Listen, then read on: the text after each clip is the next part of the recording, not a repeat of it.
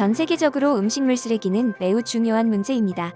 국제적 통계에 따르면 전 세계에서 생산된 음식의 3분의 1의 양이 소비되지 못한 채 버려지고 있다고 합니다. 하지만 여전히 20억 명의 인구는 안정적인 식량을 확보하지 못해 굶어야 하는 어려움에 처해 있습니다.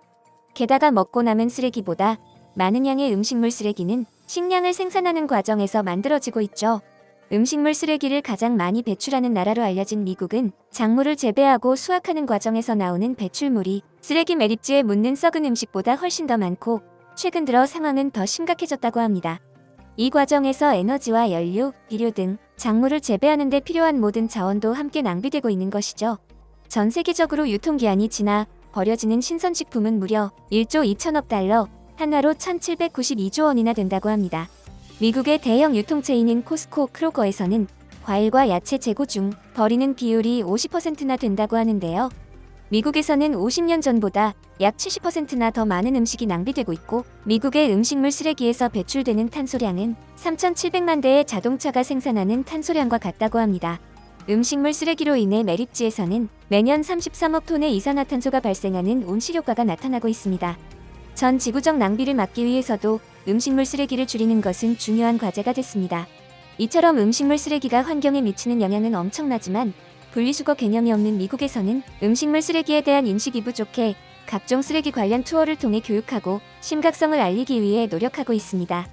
최근 미국 PBS 방송에서는 콜로라도주 주민들에게 한국의 음식물 쓰레기 관련 무선 주파수 인식기술 기반의 음식물 쓰레기 관리 시스템에 대한 영상을 보여주고 인식을 개선하기 위한 다큐를 제작했습니다.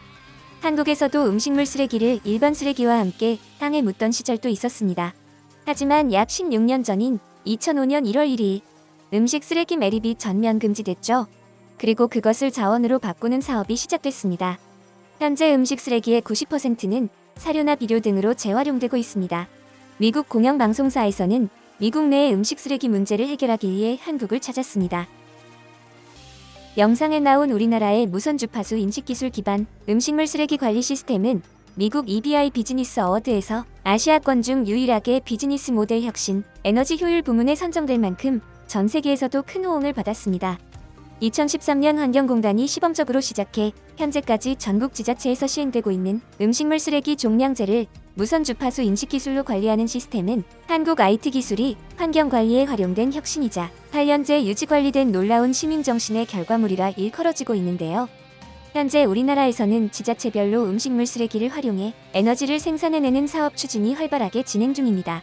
지난 15일 부산환경공단에서는 음식물 쓰레기 처리 과정에서 발생하는 가스로 발전시설 운영을 시작했습니다. 음식물 쓰레기를 처리하는 과정에서는 불에 타는 소화가스가 대량 발생하는데 여기서 나온 발열량이 높은 메탄 같은 소화가스를 발전기의 연료로 활용하는 것입니다.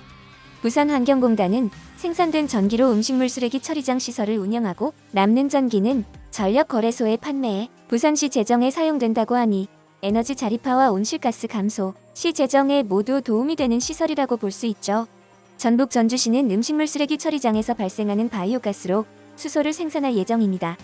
음식물 쓰레기를 활용한 수소 생산을 목표로 하는 사업은 국내에서도 처음 있는 일인데요. 한국수력원자력은 사업비 2,800억 원을 투자해 오는 2023년까지 수소 융복합 시설을 계획 중에 있습니다.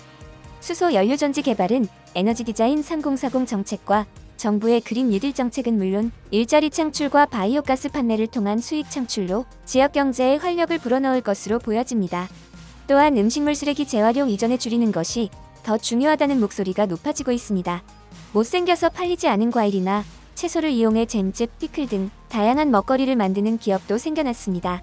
유통기한이 원래의 절반만 남을 경우 소비되기도 전에 버려진다는 점에 착안해서 사회 취약계층을 대상으로 유통기한이 남은 음식을 시중가 대비 저렴한 가격에 구입할 수 있는 중개 플랫폼을 구축한 기업도 있습니다.